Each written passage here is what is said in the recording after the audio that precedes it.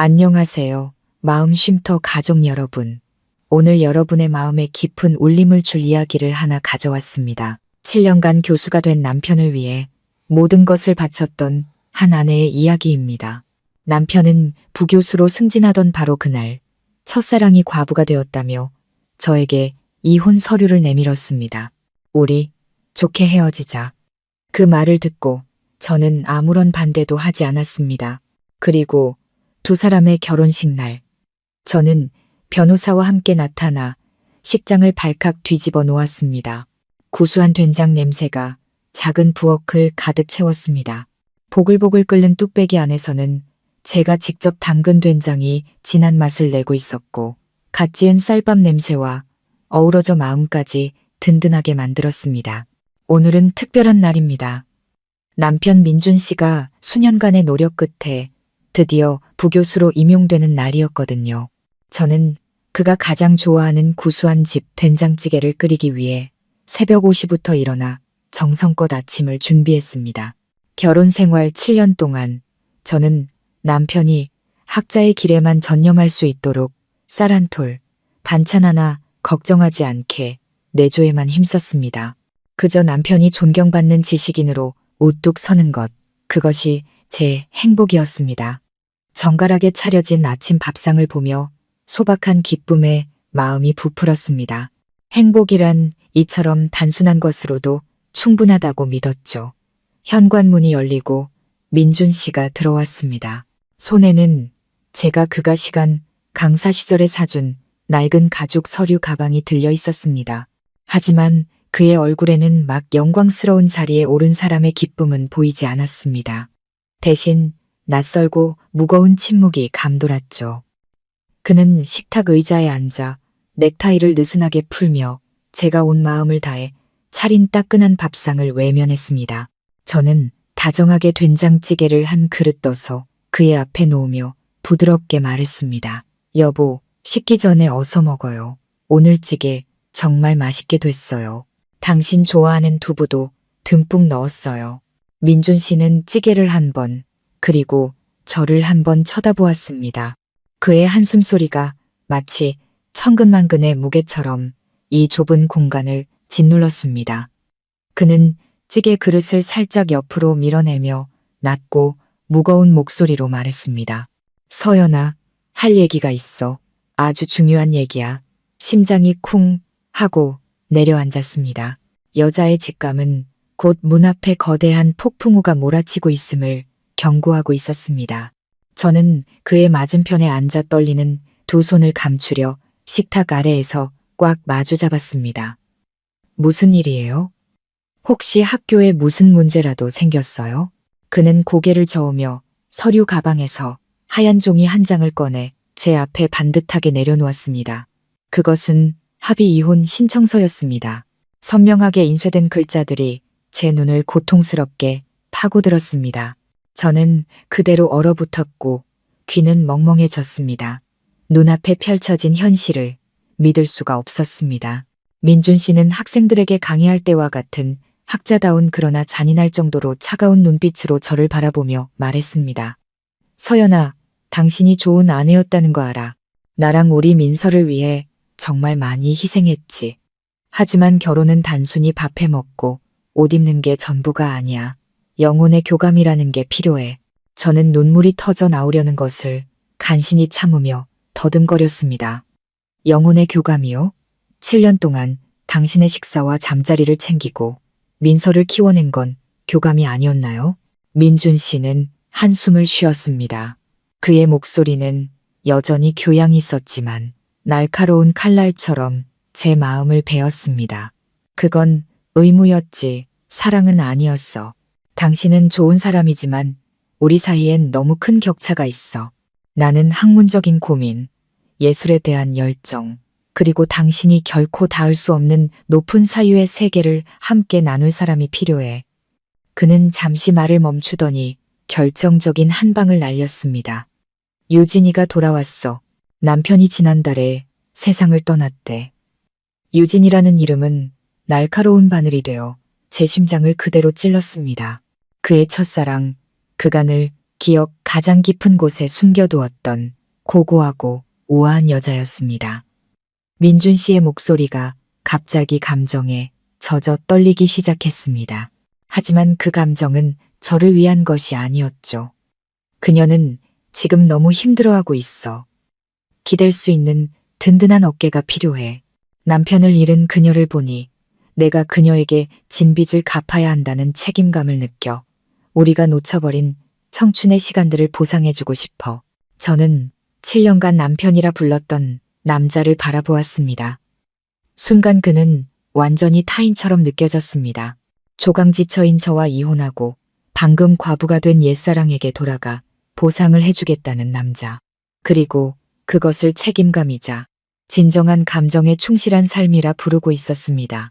저는 씁쓸하게 웃었습니다. 뜨거운 눈물이 뺨을 타고 흘러내렸습니다. 그럼 저는요? 저와 이 가정에 대한 당신의 책임은 어디로 갔죠?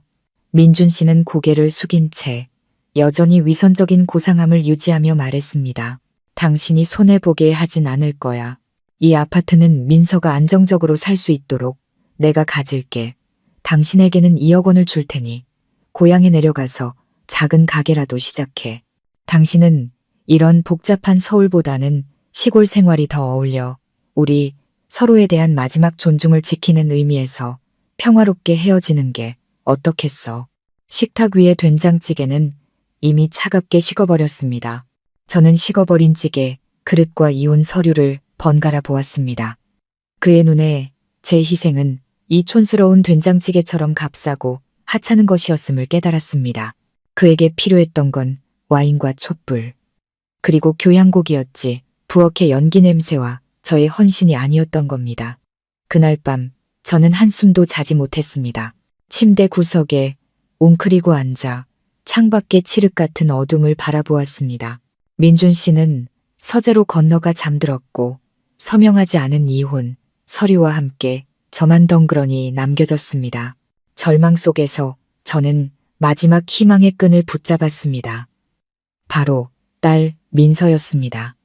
민서는 민준 씨의 딸로 친엄마는 일찍 세상을 떠났습니다. 제가 민준 씨와 결혼했을 때 민서는 9살이었고 유난히 몸이 약하고 깡마른 아이였습니다. 지난 7년간 저는 민서에게 직접 죽을 끓여 먹이고 약을 챙기고 아이가 열이 날 때마다 밤을 새워가며 간호했습니다. 제 배 아파 낳은 자식처럼 애지중지 키웠습니다. 저는 이 신성한 모정이 민준 씨를 붙잡아 줄 것이라 혹은 최소한 민서가 저를 키워준 엄마의 편에 서서 저를 지켜줄 것이라고 믿었습니다. 다음 날 오후 민서가 학교에서 돌아왔습니다. 제가 어젯밤 빳빳하게 다려준 하얀 교복을 입고 있었죠. 집안의 무거운 공기를 느꼈는지 민서는 현관에서 멈칫하며 제 눈치를 살피더니 굳게 닫힌 아빠의 서재문을 쳐다보았습니다. 제가 아이를 불러 안아주며 위로를 구하려던 순간 민준 씨가 더 빨랐습니다. 그는 문을 열고 민서를 손짓해 불렀습니다. 민서야, 이리 오렴. 아빠가 할 얘기가 있단다. 중요한 얘기야. 나무 문이 쾅 닫히며 제가 가장 사랑하는 아이와 저 사이를 갈라놓았습니다. 시간은 마치 쓰디 쓴 커피가 한 방울씩 떨어지듯 느리게 흘러갔습니다. 30분이 한 세기처럼 느껴졌습니다. 방 안에서는 다투는 소리 대신 민준 씨의 나직한 속삭임과 가끔 섞여 나오는 민서의 네, 알겠습니다 하는 순종적인 대답만이 들려왔습니다. 심장이 조여왔고 막연한 불안감이 온몸으로 퍼져나갔습니다. 마침내 문이 열렸습니다. 민서가 밖으로 나왔지만 아이는 평소처럼 제 품에 달려와 안기지 않았습니다. 아이는 가슴 앞에 팔짱을 낀 채 제가 소름이 돋을 정도로 낯설고 차가운 눈빛으로 저를 바라보았습니다. 저는 애써 미소를 지으며 떨리는 목소리로 물었습니다. 민서야, 아빠가 무슨 얘기 하셨어? 아빠한테 말해줘. 엄마 아빠 헤어지는 거 싫다고. 응? 민서는 마치 미리 짜인 대사를 읊기 위해 용기를 내는 사람처럼 깊은 숨을 내쉬었습니다. 아이는 제 눈을 똑바로 쳐다보며 어린 목소리지만 어른의 잔인함이 담긴 말투로 말했습니다. 서연 아줌마, 아빠한테 얘기 다 들었어요. 제 생각엔 그냥 서류에 도장 찍어주시는 게 좋을 것 같아요. 더는 아빠 힘들게 하지 마세요. 저는 마치 누군가에게 세계뺨을 맞은 것처럼 충격에 휩싸였습니다. 네가 지금 뭐라고 했니? 아줌마가 7년 동안 너를 친딸처럼 아끼고 사랑했는데 어떻게 그런 말을 할 수 있어? 민서는 어깨를 으쓱하며 냉담한 표정을 지었습니다. 아이는 제게 더 가까이 다가와 제 심장에 소금을 뿌리는 듯한 말을 속삭였습니다. 그동안 돌봐주셔서 감사해요. 그 은혜는 잊지 않을게요. 하지만 아줌마는 좋은 분이지만 아빠와는 수준이 맞지 않아요. 아줌마는 시장 가서 채소값 깎는 거나 돼지고기 값 오르내리는 것밖에 모르잖아요. 하지만 유진 아줌마는 달라요. 그 여자의 이름을 말할 때 민서의 눈은 반짝였습니다. 저에게는 단 한 번도 보여준 적 없는 존경심이었습니다. 유진 아줌마는 교양 있는 분이에요. 유아를 감상할 줄 알고 클래식 음악을 들을 줄 알고 아빠와 문학에 대해 대화할 줄도 알아요. 얼마 전에 아빠가 저를 데리고 가서 만났는데 저한테 좋은 책도 선물해 주셨어요. 유진 아줌마 옆에 있을 때 아빠는 비로소 진정한 자기 자신이 되고 감정이 풍부해진대요. 아줌마가 정말 아빠를 사랑한다면 아빠가 진정한 행복을 찾을 수 있도록 놓아주세요. 그게 바로 고상한 사랑이래요. 아줌마. 저는 그 자리에 못 박힌 듯 서 있었습니다. 두 손은 차갑게 식어 힘없이 늘어뜨려졌습니다. 아이가 아플 때 끓여주던 죽, 잠들 때 부채질해주던 밤들, 한 땀 한 땀 꿰매주던 옷들. 이 모든 것이 제가 평생 알지도 못했던 몇 점의 그림과 사치스러운 클래식 음악 앞에서 무의미해졌습니다. 제가 온 마음으로 키운 아이가 이제는 제 무식함과 촌스러움을 아버지의 배신을 정당화하는 도구로 사용하고 있었습니다. 민준 씨가 서재에서 나와 민서의 등 뒤에 서서 딸의 어깨에 손을 얹었습니다. 그는 승리감에 찬 그러면서도 연민을 가장한 눈빛으로 저를 보며 말했습니다. 봤지, 서연아? 아이들이 보는 눈이 더 정확해. 민서조차도 내게 무엇이 필요한지 아는데 설마 당신만 모르진 않겠지. 아이를 더 힘들게 하지 말고 우리 좋게 끝내자. 저는 부녀의 모습을 바라보았습니다. 얼굴부터 위선적이고 거만한 태도까지 모든 것이 붕어빵처럼 닮아 있었습니다. 이 집 벽돌 하나, 그릇 하나까지 제 땀으로 채워졌건만 이제는 제가 가장 어리석은 조연이 되어버린 희극무대로 변해버렸습니다. 저는 더 이상 울지 않았습니다. 민서의 말을 듣는 순간 눈물은 이미 말라버린 것 같았습니다. 가슴이 마비될 듯한 고통이 퍼져나갔습니다. 하지만 그 깊은 곳에서 자존심이라는 작은 불꽃이 피어오르기 시작했습니다. 민준 씨는 저를 조용한 골목에 숨겨진 한 정원 카페로 불러냈습니다. 그가 글 쓸 영감을 얻기 위해 자주 찾던 곳이었죠. 카페에 들어서자 잔잔한 클래식 음악이 흘러나왔고 그것은 산산조각난 제 마음과는 너무나 대조적이었습니다. 유진은 이미 민준 씨 옆에 앉아 있었습니다. 그녀는 목선이 살짝 파인 검은색 원피스를 입고 있었는데 하얀 피부가 돋보였습니다. 화장은 정성스럽게 했지만 간 남편을 잃은 슬픔을 연기하려는 듯 우울한 표정을 짓고 있었죠. 저를 보자 유진은 황급히 일어서며 눈물을 글썽였습니다. 마치 이 이야기에서 가장 큰 피해자가 자신인 것처럼요. 유진은 먼저 다가와 1년 내내 집안일에 거칠어진 제 손을 그녀의 부드럽고 잘 관리된 손으로 잡았습니다. 그녀의 목소리는 꿀처럼 달콤했지만 저를 소름 돋게 했습니다. 언니, 정말 언니 가정을 깨고 싶지 않았어요. 하지만 민준 씨가 그러더군요. 너무 지쳐서 영혼이 하루하루 죽어가고 있다고요. 언니는 좋은 분이시잖아요. 마음도 넓으시니 그이가 남은 인생이라도 자기 자신을 위해 살 수 있도록 허락해 주세요. 네. 저는 마치 더러운 것을 만진 것처럼 손을 뺐습니다. 눈앞에 서툰 연극을 보며 씁쓸하게 비웃었습니다. 유진 씨, 우리 다 어른이잖아요. 이런 삼류 드라마 같은 연기는 그만하죠. 내 남편을 원한다면 가지세요. 하지만 내 7년 세월의 땀과 눈물은 어떻게 보상할 건가요? 민준 씨는 안경을 고쳤으며 학자다운 태도를 되찾았습니다. 그는 미리 준비해온 재산분할 합의서를 제 쪽으로 밀었습니다. 그는 또박또박 한 글자씩 힘주어 말했습니다. 서연아, 우리가 사는 이 아파트는 당신과 결혼하기 전에 내가 분양받은 거라 법적으로 내 개인 재산이야. 이제 민서가 안정적으로 공부할 수 있도록 집은 내가 갖겠어. 당신은 시골로 내려가 사는 게 능력에도 맞을 거야. 내가 2억 원을 줄 테니 이걸로 작은 장사라도 시작해봐. 어때? 2억 원. 그 숫자는 너무나 모욕적으로 들렸습니다. 그가 말하는 결혼 전 구입이라는 것은 빚더미에 앉은 텅 빈 껍데기 아파트였다는 사실을 그는 잊은 모양이었습니다. 지난 7년간 밤낮으로 온라인 쇼핑몰을 운영하며 은행 원금과 이자를 갚아나간 것은 바로 저였습니다. 그의 교수 월급은 책을 사고 손님들에게 커피나 사주는데 쓰기에도 빠듯했으니까요. 저는 한때 남편이라 불렀던 남자의 눈을 깊이 들여다보았습니다. 그 안에는 지식인의 탈을 쓴 치졸한 계산만이 가득했습니다. 저는 소리치거나 따지지 않았습니다. 사랑과 탐욕에 취한 자들에게 이성적인 대화는 무의미하다는 것을 알았기 때문입니다. 저는 펜을 들어 단호하게 서류에 서명했습니다. 그리고 고개를 들어 두 사람을 보며 말했습니다. 좋아요, 서명하죠. 내 7년 청춘과 헌신을 2억 원에 사다니 정말 싸네요. 하지만 민준 씨, 그 빌어온 행복을 누리려면 건강 잘 챙겨요. 인과응보라는 건 예고 없이 찾아오더라고요. 그날 밤 집은 제 심장 소리가 들릴 정도로 고요했습니다. 민준 씨는 민서를 데리고 유진의 집으로 저녁 식사를 하러 갔습니다. 모녀의 정을 쌓기 위해서라더군요. 차가운 벽에 둘러싸여 저 혼자 남겨졌습니다.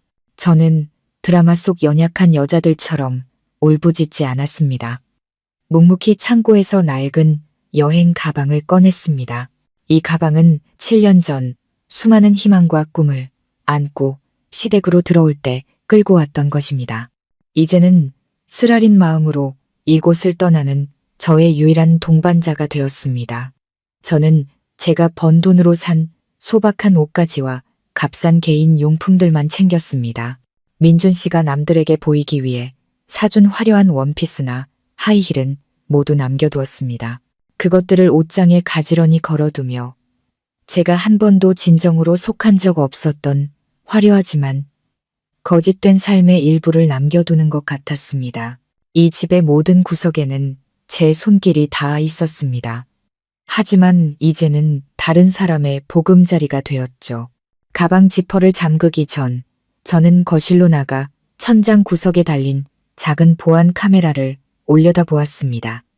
2년 전 배달 나갈 때 집을 보기 위해 설치했던 것이었죠. 민준 씨는 집안의 사소한 것들에는 전혀 관심이 없었기에 그것이 오래전에 고장났다고 생각하고 있었습니다. 저는 의자를 밟고 올라가 조용히 낡은 메모리 카드를 빼내 가방 깊숙이 넣었습니다. 그리고 새 메모리 카드를 끼워 넣었죠. 카메라의 신호등이 빨갛게 한번 깜빡이더니 녹색으로 바뀌었습니다. 조용히 저의 떠남을 기록하기 시작했습니다. 저는 식탁 위에 편지와 열쇠 꾸러미를 올려놓았습니다. 시들기 시작한 장미꽃 병 바로 옆이었습니다. 편지에는 단 몇 줄만 적었습니다. 당신 뜻대로 빈손으로 떠납니다. 하지만 은혜와 빚은 깨끗이 갚아야죠. 내 땀으로 채워진 이 집에서 부디 그녀와 단잠 주무시길. 저는 가방을 끌고 문을 나섰습니다. 바닥을 구르는 바퀴 소리가 부서지는 제 마음처럼 건조하게 들렸습니다. 등 뒤로 문이 닫히며 저의 7년 청춘은 과거 속에 갇혔습니다. 서울의 밤에는 보슬비가 내리고 있었습니다. 노란 가로등 불빛이 보도 위에 제 길고 외로운 그림자를 드리웠습니다. 저는 뒤돌아보지 않았습니다. 스스로에게 약해지는 것을 허락하지 않았습니다. 저는 장사를 위해 외곽에 임대한 건조식품 창고에서 임시로 살기 시작했습니다. 작은 방은 간이 침대 하나가 겨우 들어갔고 주위는 상자들로 가득했습니다. 말린 나물과 버섯 냄새가 퀴퀴하게 뒤섞여 있었죠. 딱딱한 매트리스 위에서 보낸 첫날 밤. 시원한 에어컨도 푹신한 이불도 없었지만 저는 오랜만에 꿈도 꾸지 않고 깊은 잠을 잤습니다. 아마도 마음의 짐을 덜었기 때문일 겁니다. 더 이상 오늘 남편이 뭘 먹을지, 아이가 뭘 입을지 걱정하거나 누군가의 눈치를 보며 살지 않아도 되었으니까요. 제가 주문 처리로 바쁜 나날을 보내는 동안 민준 씨는 고급 아파트에서 얻은 자유를 만끽하고 있었습니다. 제 잔소리가 없으니 그의 인생은 시와 음악으로 가득 찰 것이라 생각했겠죠. 하지만 혹독한 현실은 그의 예상보다 빨리 닥쳐왔습니다. 제가 떠난 지 일주일 만에 각종 고지서와 독촉 문자가 그의 휴대폰으로 쏟아지기 시작했습니다. 처음엔 전기세, 수도세, 관리비, 그 다음엔 인터넷과 케이블 TV 요금. 가장 중요한 것은 은행에서 온 아파트 대출이자 납입 독촉 문자였습니다. 이전에는 이 모든 것들이 제 사업자 통장에서 자동으로 이체되었습니다. 민준 씨는 전혀 신경 쓰지 않았기에 세상 만사가 저절로 해결되는 줄 알았던 겁니다. 이제 그 자금줄이 끊기자 문자에 찍힌 숫자들은 그를 어지럽게 만들었습니다. 햇볕이 뜨겁던 어느 날 정오, 제가 한창 상품을 포장하고 있을 때 전화가 울렸습니다. 아직 바꾸지 못한 남편이라는 이름이 화면에 떴습니다. 전화를 받자 민준 씨의 짜증 섞인 목소리가 터져나왔습니다. 서연아, 어떻게 갈 거면 이번 달 전기세랑 수도세는 내고 가야지. 관리사무소에서 수도 끊겠다고 하잖아. 은행에서도 독촉 문자 오고. 왜 예전처럼 안 내는 거야? 저는 그 말을 듣고 웃음이 터져나왔습니다. 경쾌하지만 비웃음이 가득한 웃음이었죠. 민준 씨, 당신이 집주인이잖아요. 등기부등본에도 당신 이름으로 되어 있는데 나는 7년 동안 얹혀 살던 사람이고 이제 나갔잖아요. 책임은 당연히 당신한테 있죠. 내가 왜 당신이 새 여자 들여서 살 집에 공과금까지 내줘야 하죠. 전화기 저편에서 민준 씨는 당황하며 뭔가 말하려 했지만 제가 말을 끊었습니다. 자유를 원했으면, 미인의 가장이 되고 싶었으면 자기 앞으로 온 고지서부터 스스로 해결해야죠. 그럼 이만. 저는 전화를 끊고 휴대폰을 옆으로 던져버린 뒤 다시 박스에 테이프를 붙였습니다. 접착 테이프가 착착 감기는 소리가 경쾌하게 들렸습니다. 못난 남자들은 종종 자신의 능력을 과대평가하죠. 그들은 지갑이 비고 삶이 엉망이 되고 나서야 비로소 조강지처의 가치를 깨닫게 됩니다.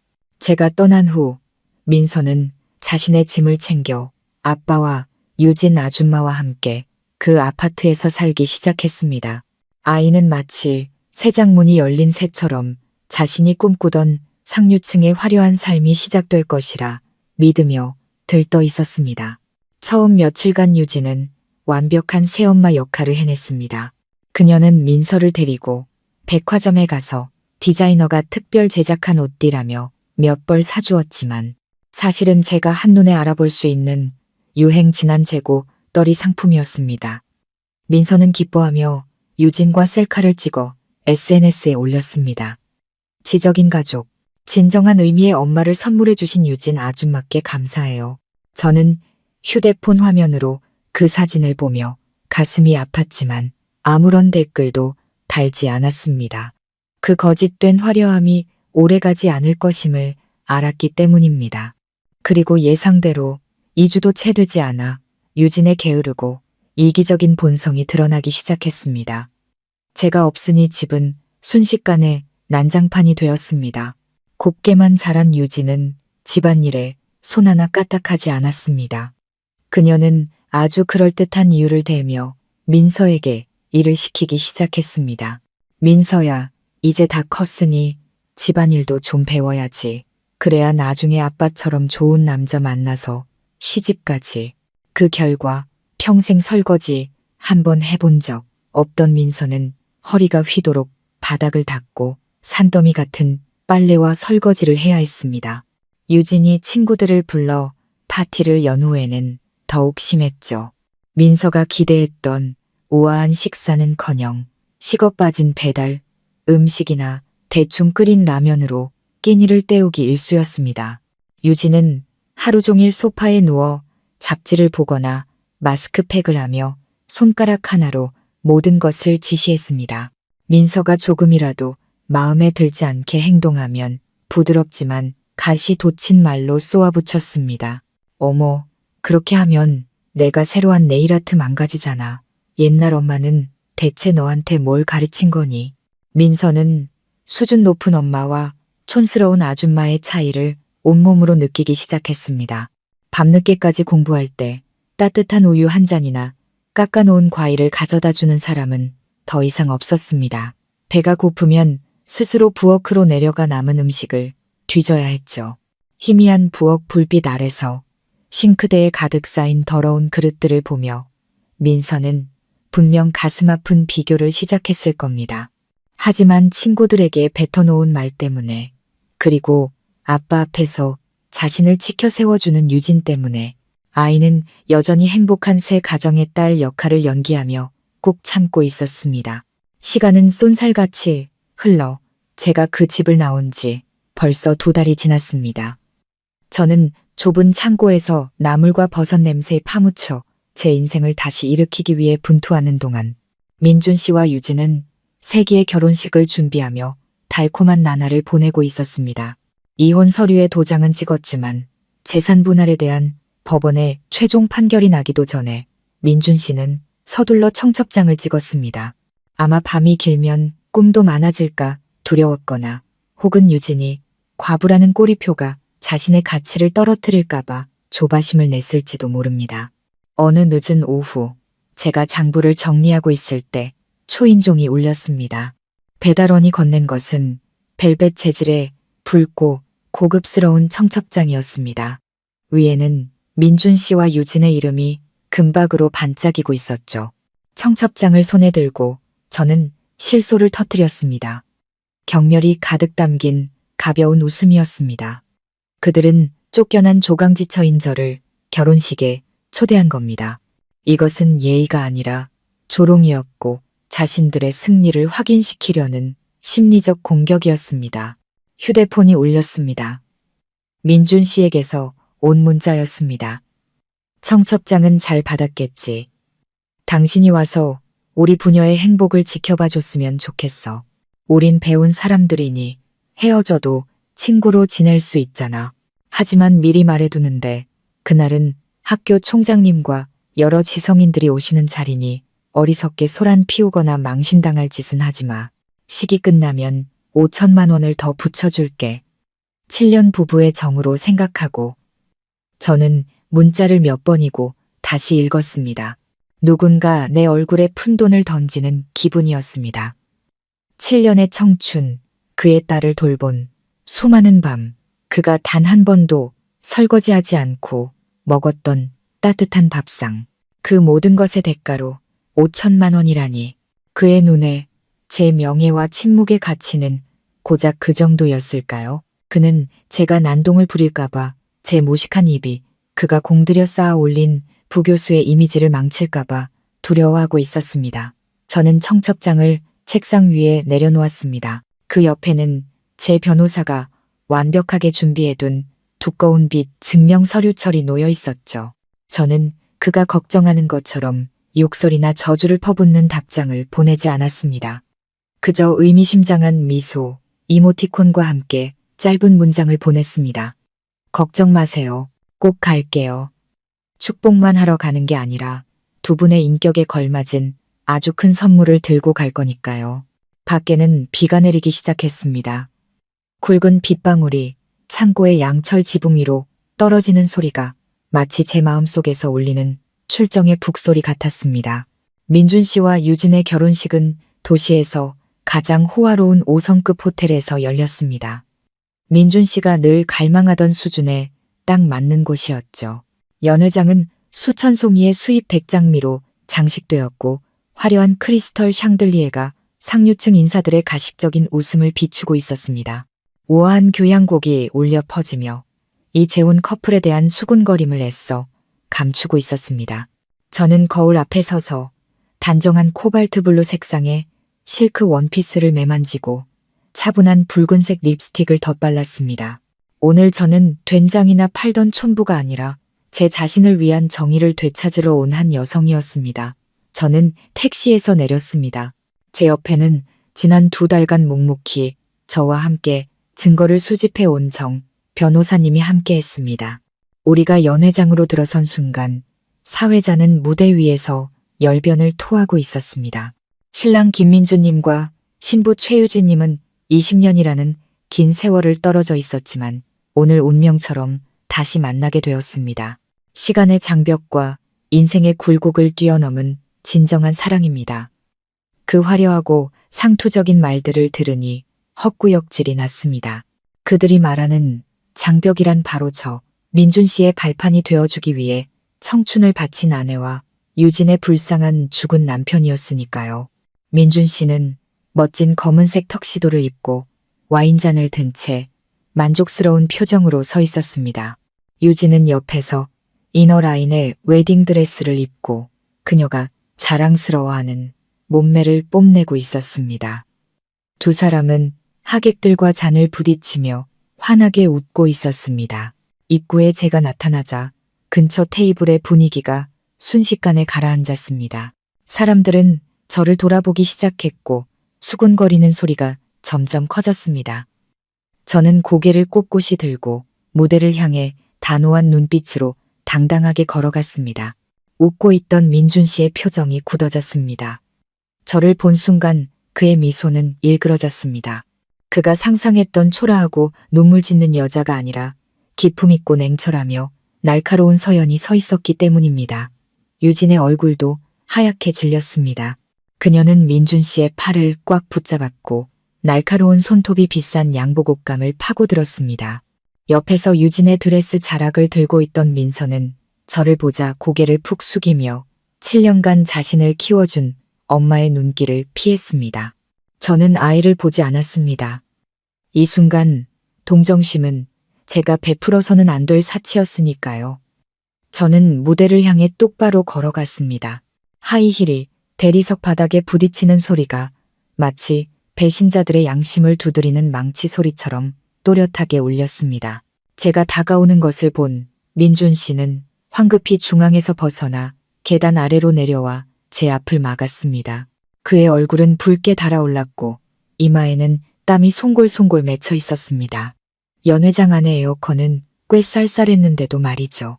그는 목소리를 낮춰 하객들 앞에서 애써 예의를 차리며 이를 악물고 말했습니다. 서연아, 여기 왜 왔어? 돈 받았으면 조용히 시골에 있으라고 했잖아. 난동이라도 부리려는 거야? 경비 어딨어? 저는 그의 당황하고 두려워하는 모습을 보며 부드럽게 미소 지었습니다. 민준 씨, 진정해요. 나를 초대한 건 당신이잖아요. 평화롭게 헤어지자고 했고 나도 전적으로 동의해요. 오늘은 약속대로 결혼 선물을 주러 온 것뿐인데 설마 손님을 쫓아내려는 건 아니겠죠. 말을 마친 저는 그를 스쳐 지나가 무대 위로 똑바로 올라갔습니다. 그리고 어리둥절해하는 사회자에게서 마이크를 건네받았습니다. 거대한 연회장은 순식간에 쥐죽은 듯 조용해졌습니다. 수백 쌍의 눈이 소문 속에 그 촌스러운 전처, 바로 저에게 쏠렸습니다. 저는 깊게 숨을 들이마신 뒤 크고 또렷한 목소리로 말했습니다. 그 목소리는 대형 스피커를 통해 연회장 전체에 울려 퍼졌습니다. 내빈 여러분, 그리고 신랑 김민준 씨와 신부 최유진 씨. 민준 씨는 제게 말했습니다. 진정한 사랑을 찾아 떠날 수 있도록 우리 부부는 교양 있게 헤어져야 한다고요. 저는 반대하지 않았습니다. 하지만 그런 교양을 지키려면 모든 것이 공평해야만 합니다. 유진은 무대 위에서 피 한 방울 없는 얼굴로 얼어붙어 있었습니다. 민준 씨가 마이크를 빼앗으려 달려들었지만 덩치 큰 정 변호사님이 단단한 팔로 그를 막아섰습니다. 저는 정 변호사님에게 눈짓을 보냈습니다. 그는 태연하게 검은색 서류 가방을 화려한 샴페인 타워가 놓인 주빈석 테이블 위에 올려놓았습니다. 딸깍하고 가방 잠금 장치가 열리는 소리가 정적 속에서 날카롭게 울렸습니다. 정 변호사님은 축의금 봉투나 선물 상자를 꺼내지 않았습니다. 그는 파란색 파일에 깔끔하게 정리된 두꺼운 서류 뭉치를 꺼내 유리 테이블 위로 쿵 소리가 나게 내려놓았습니다. 그 소리는 제가 지난 7년간 짊어졌던 인내의 무게처럼 묵직했습니다. 저는 아래에서 떨고 있는 민준 씨를 똑바로 쳐다보며 큰 소리로 말했습니다. 당신은 이 집이 당신 것이고 돈도 당신이 벌었으며 나는 빌부터 사는 식충이라고 했죠.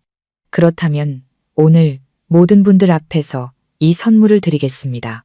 지난 7년간 우리 가족의 상세한 자금 흐름 내역서입니다. 누가 누구를 먹여 살렸는지, 그리고 그 진정한 사랑의 값이 얼마인지 한번 보시죠. 제가 서류철을 펼치자 빼곡한 숫자들이 적힌 하얀 종이들이 신랑 신부 뒤에 대형 LED 스크린에 그대로 비춰졌습니다. 원래는 그들의 로맨틱한 웨딩 영상이 나와야 할 자리였죠. 연회장은 경악으로 술렁였습니다. 화면에는 다음과 같은 글자들이 춤을 추고 있었습니다. 김민준 박사 과정 등록금 납입 내역, 김민준 부모님 3년간의 병원비 및 치료비, 강남 고급 아파트 월별 원리금 상환 내역, 모든 송금은 농산물 직거래 쇼핑몰 대표 박서연의 이름으로 된 계좌에서 이루어졌습니다. 저는 마이크를 쥔 손에 힘을 주었습니다. 한마디 한마디가 민준 씨의 자존심을 찌르는 바늘 같았습니다. 민준 씨, 당신은 늘 내가 무식하고 된장 냄새밖에 모른다고 말했죠. 하지만 당신이 아나요? 그 된장과 나물들이 매달 수억 원의 매출을 올려 당신의 헛된 명예를 지탱해 왔다는 것을. 총 7년간 제가 당신 가족을 위해 쓴 돈은 10억 5천만 원입니다. 이 집이 당신 거라고요? 은행 기록은 대출금 100%가 제 피땀으로 상환되었음을 증명하고 있는데요. 민준 씨는 무대 아래에서 잿빛 얼굴로 서 있었습니다. 그는 목에 핏대를 세우며 반박하려 했지만 목소리는 몹시 약하고 떨렸습니다. 거짓말이야. 당신은 집에서 살림만 했는데 무슨 돈이 있어. 다 내가 벌어서 준 돈이잖아. 저는 웃으며 화면을 가리켰습니다. 당신 교수 월급 500만 원으로는 좋은 옷 사입고 친구들 커피 사주기에도 바빴겠죠. 하지만 이것이 바로 제가 운영하는 온라인 쇼핑몰의 사업자 등록증과 세금 납부 내역입니다. 제가 말하지 않았던 건 남편의 체면을 지켜주고 싶었기 때문인데 당신은 제 침묵을 이용해 저를 짓밟았어요. 정 변호사님이 말을 이었습니다. 그의 목소리는 차분했지만 법을 손에 쥔 자의 위엄이 서려 있었습니다. 내빈 여러분, 이것은 법원에서 발부한 재산 가압류 결정문입니다. 현재 이 아파트를 포함한 관련 자산은 이혼 소송 절차가 진행 중이며 김민준 씨가 임의로 처분할 수 없습니다. 그리고 더 중요한 것은 박서연 씨는 김민준 씨의 개인 재산 형성에 기여한 10억 5천만 원의 반환을 요구하고 있습니다. 만약 이를 이행하지 않을 경우 김민준 씨는 사기 및 횡령 혐의로 형사 고발될 수 있습니다. 빚더미라는 숫자와 집을 송두리째 이를 위기에 처하자 요진의 안색은 날씨보다 더 빨리 변했습니다. 그녀는 마이크가 아직 꺼지지 않았다는 사실을 잊은 채 민준 씨의 귀에 대고 속삭였습니다. 하지만 그 소리는 연회장 전체에 똑똑히 울려 퍼졌습니다. 자기야, 당신이 다 해결할 수 있다며. 저 여자는 멍청한 시골뜨기라 속이기 쉽다며. 근데 이게 무슨 빚더미야? 미리 말해두는데 난 당신 빚까지 짊어질 생각 없어. 유진의 말은 민준 씨의 얼굴에 찬물을 끼얹는 것과 동시에 고고한 첫사랑의 진짜 얼굴을 만천하에 드러냈습니다. 아래에 있던 하객들은 놀라움에서 점차 수군거림과 손가락질로 바뀌었고 경멸의 눈빛이 무대 위에 두 주인공에게 꽂혔습니다.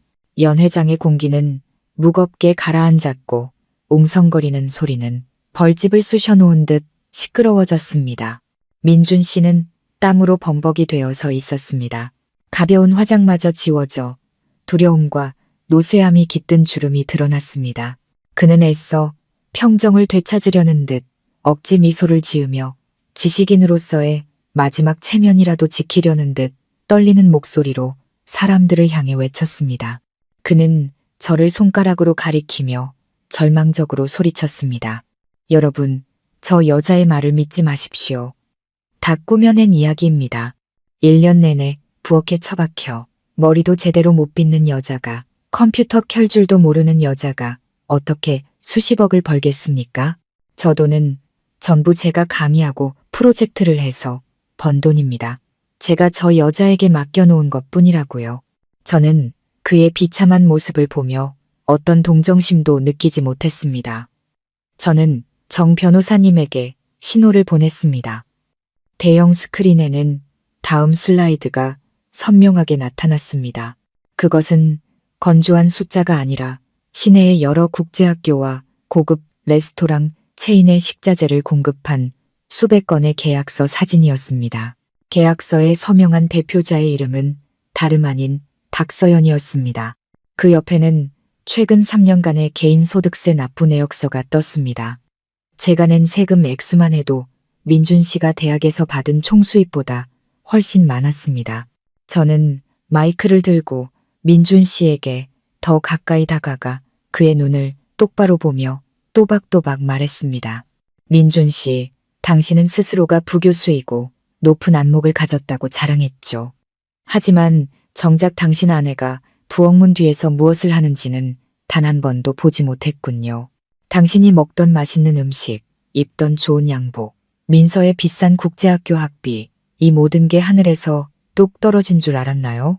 당신은 손으로 하는 장사를 천하게 여기고 된장 냄새를 역겨워했지만 바로 그 천한 장사가 지난 7년간 당신의 고상한 체면을 먹여 살린 겁니다. 연 의장이 다시 한번 경악으로 술렁였습니다. 민준 씨의 동료들, 평소 그에게서 무식한 아내에 대한 하소연을 듣던 고상한 교수들은 이제 완전히 다른 눈으로 저를 바라보았습니다. 그들은 무대 위의 여자가 평범한 주부가 아니라 묵묵히 남편의 뒤에서 든든한 버팀목이 되어준 능력 있는 사업가라는 것을 깨달았습니다. 민준 씨는 할 말을 잃었습니다. 그는 입만 벙긋거릴 뿐 다리는 주저앉을 듯 후들거렸습니다. 적나라한 진실은 그의 화려한 위선을 벗겨내고 무능하고 은혜를 모르는 한 남자의 민낯을 세상에 드러냈습니다. 재정적인 충격이 가시기도 전에 인간적인 배신이 뒤따랐습니다. 민준 씨 옆에 서 있던 유진의 아름다운 얼굴은 이제 극도의 혼란으로 일그러져 있었습니다. 그녀는 화면에 떠 있는 빚더미와 재산 가압류 결정문을 보더니 이내 계산적이고 실망스러운 눈빛으로 민준 씨를 쳐다보았습니다. 그녀의 머릿속에서는 안락한 교수 부인으로서의 삶이 산산조각 나고 대신 10억 원이 넘는 거대한 빚이 떠올랐을 겁니다. 유진은 민준 씨의 팔을 꽉 붙잡았습니다. 날카로운 손톱이 그의 살을 고통스럽게 파고들었죠. 그녀는 자신이 무대 위에 서 있다는 사실도 가슴에 달린 마이크가 켜져 있다는 사실도 잊었습니다. 그녀는 민준 씨의 귀에 바싹 다가가 도끼 서린 말을 내뱉었고 그 말은 연회장 전체에 똑똑히 울려 퍼졌습니다. 김민준 씨, 설명해봐요.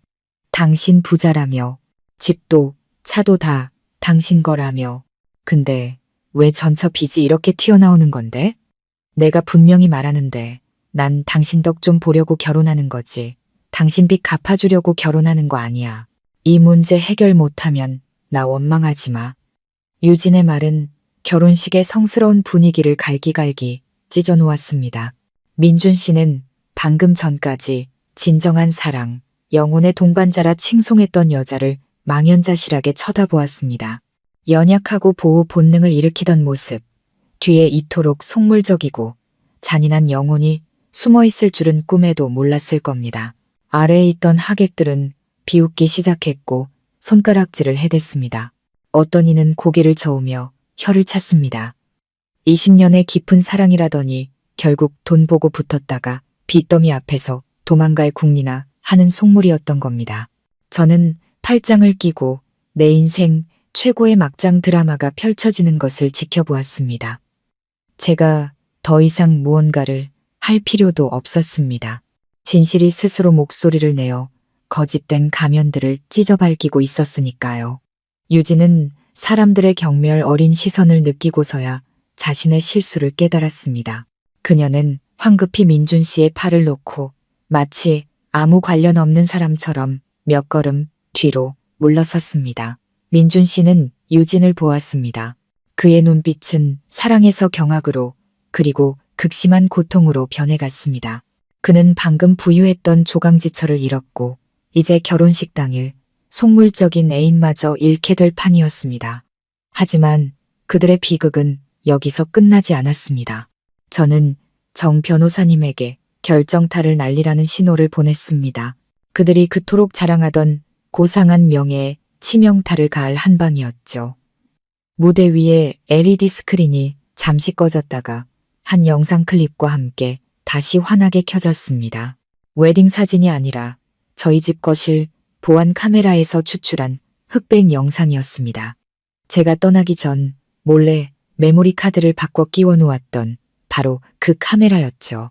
화면에는 6개월 전의 날짜와 시간이 선명하게 찍혀 있었습니다. 그날은 비바람이 몰아치던 밤으로 저는 민준 씨의 대출금을 갚기 위해 먼 지방으로 배달을 가 있었습니다. 아늑한 거실, 제가 한 푼 두 푼 모아 산 소파 위에서 민준 씨와 유진이 바싹 붙어 앉아 있었습니다.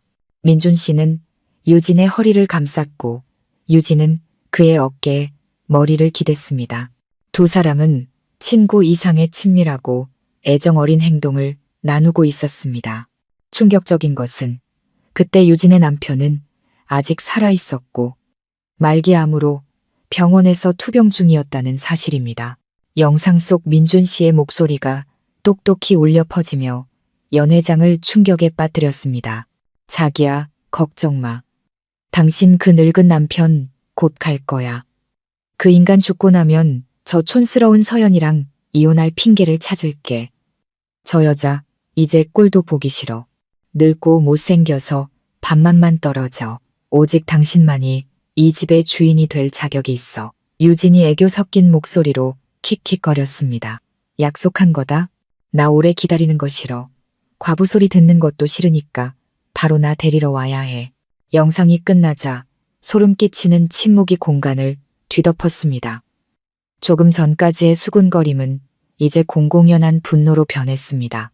사람들은 민준 씨가 꾸며낸 감동적인 첫사랑 재회 이야기 뒤에 이토록 비열하고 부도덕한 배신이 숨어 있을 줄은 상상도 못했습니다. 그들은 제 집에서 제 피땀 위에서 불륜을 저질렀고 유진의 죽어가는 남편을 잔인하게 저주했습니다. 민준 씨는 피 한 방울 없는 얼굴로 그 자리에 못 박힌 듯 서 있었습니다. 두 다리가 후들거려 제대로 서 있지도 못했죠.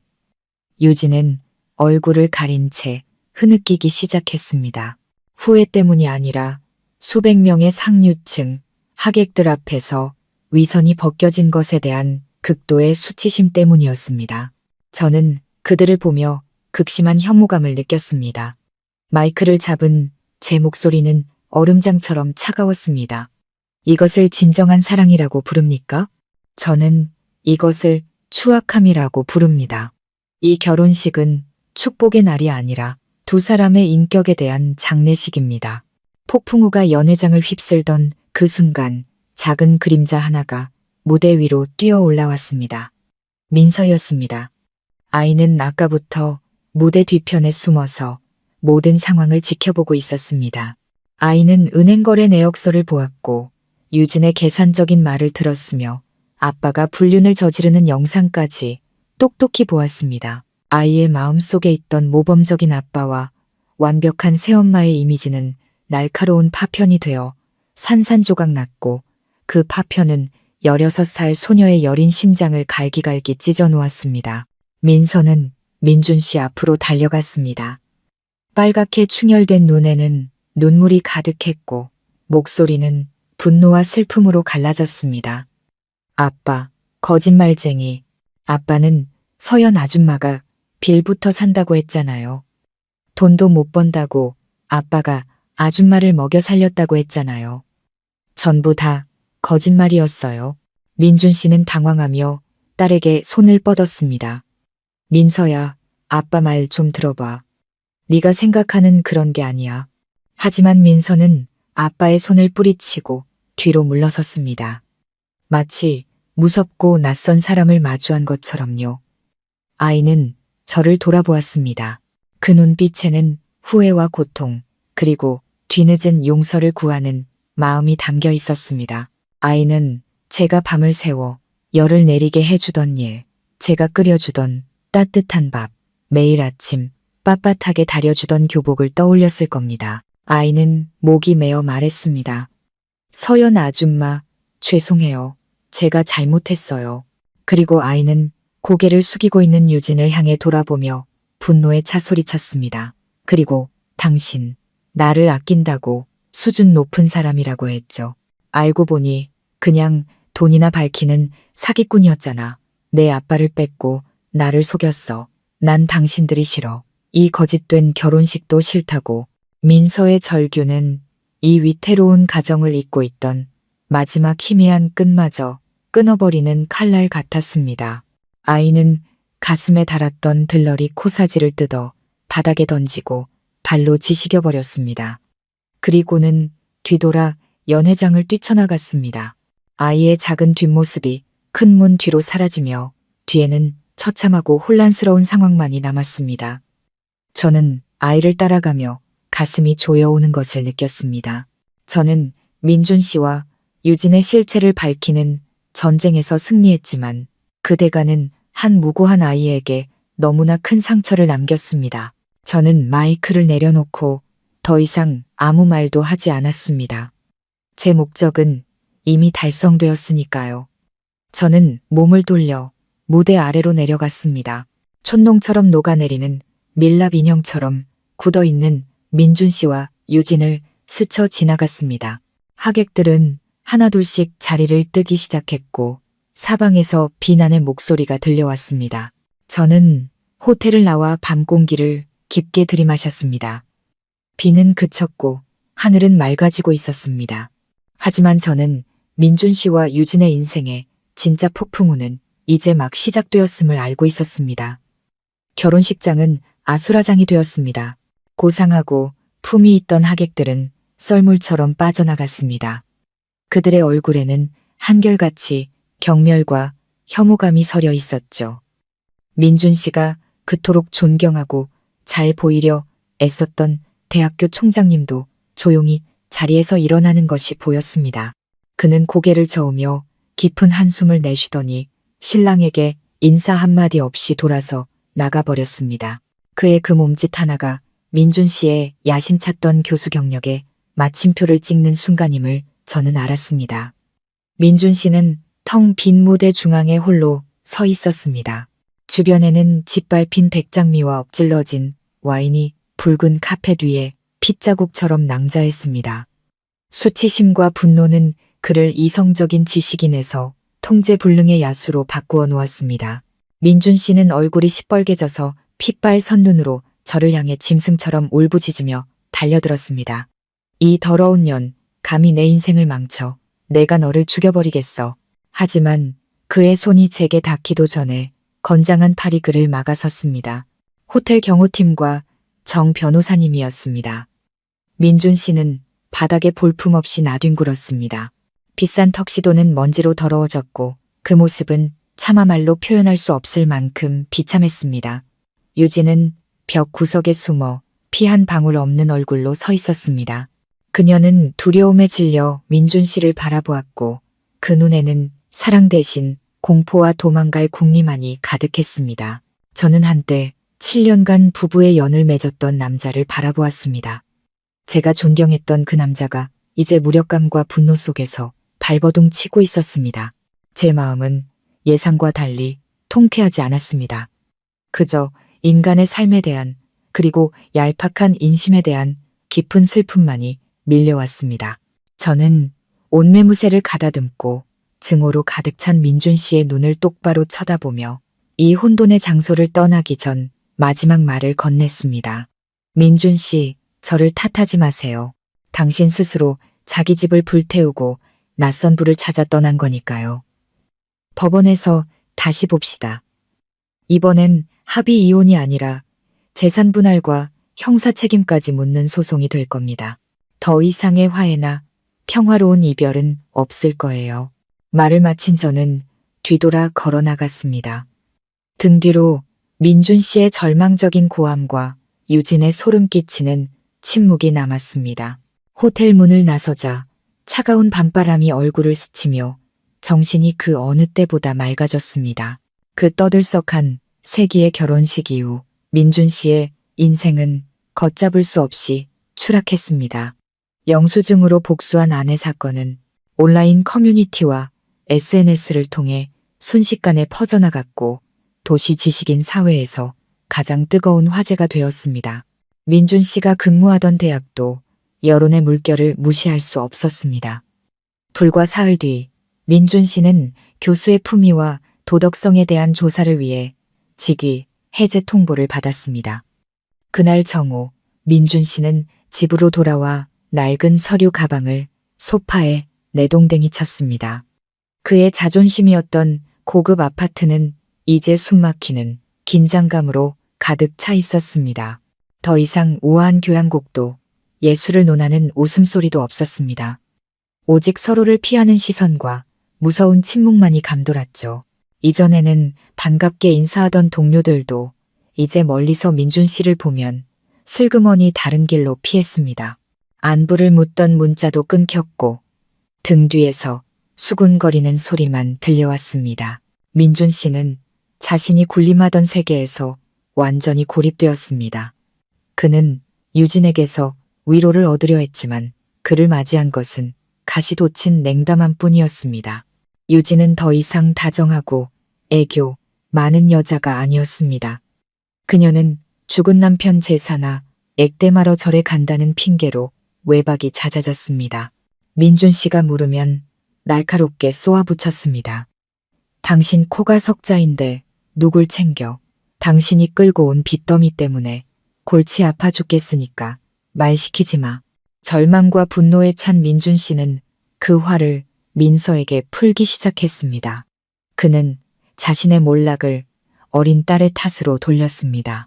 숨막히는 저녁 식사 자리에서 민준 씨는 식탁을 내리치며 소리쳤습니다. 다 너 때문이야. 그날 네가 무대 위로 뛰어 올라와서 소란만 안 피웠어도 내가 이렇게 망신당하진 않았어. 이 배은망덕한 것, 내가 너를 어떻게 키웠는데 어떻게 남의 편에 서서 내 아비를 해칠 수가 있어. 민서는 고개를 숙인 채 하얀 밥 위로 눈물을 뚝뚝 흘렸습니다. 아이는 반박 한마디 못하고 변해버린 아버지의 부당한 분노를 입술을 깨물며 견뎌냈습니다. 무너져가는 경력을 되살리고 유진의 냉대를 달래기 위해 민준 씨는 자신의 비자금을 쓰기로 결심했습니다. 지난 7년간 손님 접대, 자료 구입, 출장 등 온갖 핑계를 대며 저 몰래 모아온 1억 원가량의 비밀 자금이었습니다. 그는 제가 속물적인 여자라 자신의 재산을 빼앗을까봐 늘 경계하며 안전한 퇴로를 마련해 두었던 겁니다. 어느 날 아침 유진이 외출한 틈을 타 민준 씨는 서재의 금고를 열었습니다. 인맥을 동원해 문제를 해결할 돈을 찾기 위해서였죠. 하지만 금고 문이 열리는 순간 그는 그 자리에 얼어붙었습니다. 안은 텅 비어 있었고 통장과 모아두었던 금괴 몇 개가 감쪽같이 사라져 있었습니다. 민준 씨는 허둥지둥 방을 뒤지다가 떨리는 손으로 은행 앱을 열었습니다. 비밀번호가 바뀌어 있었습니다. 그는 고객센터에 전화를 걸었습니다. 상담원은 냉정하게 통보했습니다. 고객님, 해당 정기예금은 어제 자로 전액 해지되어 다른 계좌로 이체되었습니다. 거래는 사전에 등록된 배우자분의 휴대폰으로 발송된 OTP 인증을 통해 정상적으로 처리되었습니다. 민준 씨는 바닥에 주저앉았습니다. 배우자라니 그는 유진과 혼인신고도 하지 않았습니다. 하지만 유진은 교묘하게 그의 휴대폰을 빌려 공과금 납부가 편리하다는 이유로 자신의 지문과 얼굴을 등록해 두었던 겁니다. 그가 잠든 사이 유진은 그의 재산을 모두 빼돌린 것이었습니다. 바로 그때 유진이 명품 쇼핑백을 잔뜩 들고 집으로 돌아왔습니다. 바닥에 주저앉아 넋이 나간 민준 씨를 보고도 그녀는 전혀 놀라거나 미안해하는 기색이 없었습니다. 민준 씨가 돈의 행방을 소리치며 묻자 유진은 태연하게 의자에 앉아 다리를 꼬며 비웃듯이 말했습니다. 뭘 그렇게 놀라. 내가 땅 사서 투자 좀 하려고 잠시 빌렸어. 당신 이제 백수 됐으니까 내가 돈이라도 벌어야 할 거 아냐. 그리고 그 돈 돌려받을 생각은 마. 당신이 나 속인 대가로 치자고. 민준 씨는 분노에 차 그녀의 가방을 뺏으려 달려들었지만 오히려 그녀에게 밀쳐져 넘어졌습니다. 가방이 바닥에 떨어지며 쏟아져 나온 것은 땅 문서가 아니라 카지노 칩과 도박빚 독촉장이었습니다. 유진은 유능한 투자자가 아니었습니다. 그녀는 빚더미에 앉은 도박 중독자였고 빚을 갚기 위해 민준 씨에게 접근했던 겁니다. 민준 씨는 눈앞의 여자를 보며 심장이 멎는 듯한 고통을 느꼈습니다. 자신을 진심으로 사랑했던 조강지철을 내쫓고 모든 것을 바쳐 얻은 것이 전문 사기꾼이었다는 사실을 깨달았습니다. 집안의 공기는 날이 갈수록 독해졌습니다. 민준 씨는 사기당한 치욕을 잊기 위해 술에 빠져 살았습니다. 유진은 본색을 드러내고 악독한 계모가 되었습니다. 그녀는 더 이상 자유로운 어머니 연기를 하지 않고 모든 짜증을 민서에게 쏟아냈습니다. 그녀는 민서에게 학원을 그만두게 하고 집안일을 시켰고 심지어 아이의 죽은 친엄마를 모욕하는 말까지 서슴지 않았습니다. 천둥 번개가 치던 어느 비 오는 밤 민준 씨는 술에 취해 민서가 그릇 하나를 깼다는 이유로 아이를 또다시 매섭게 몰아붙였습니다. 유진은 옆에서 부채질을 했습니다. 저것 봐. 밥만 축내고 아무 쓸모도 없잖아. 차라리 학교 그만두고 공장 가서 돈 벌어오라고 해. 아빠 빚이나 갚으라고. 더 이상 참을 수 없었던 민서는 소리쳤습니다. 두 사람 다 악마야. 정말 싫어. 민준 씨는 민서의 뺨을 세차게 내리쳤습니다. 그 손찌검은 부녀간의 마지막 정마저 끊어버렸습니다. 민서는 뺨을 감싸쥔 채 억수같이 쏟아지는 비를 뚫고 집 밖으로 뛰쳐나갔습니다. 아이는 힘이 다할 때까지 달리고 또 달려 텅 빈 버스 정류장에 웅크리고 앉았습니다.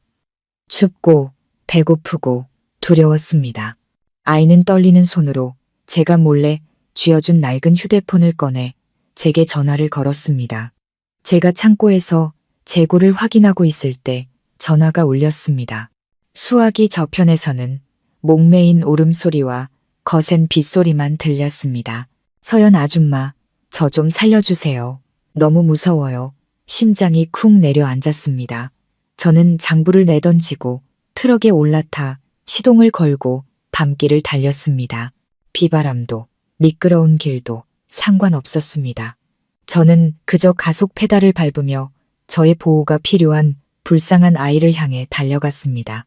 트럭의 헤드라이트가 버스 정류장을 비추었을 때 흠뻑 젖어 덜덜 떨고 있는 작은 모습을 발견했습니다.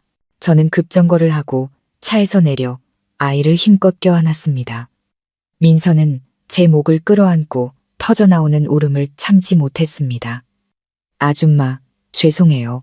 아줌마랑 같이 살게 해주세요. 저는 아이의 젖은 머리카락을 쓰다듬었습니다.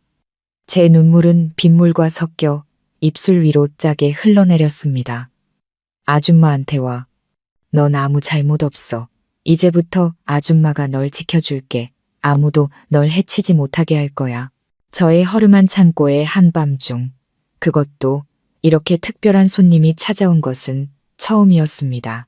저는 민서를 안으로 데리고 들어가 크고 두꺼운 수건으로 여전히 추위와 공포에 떨고 있는 아이의 몸을 감쌌습니다. 저는 아무것도 묻지 않고 조용히 부엌으로 가 뜨거운 달걀죽을 끓였습니다.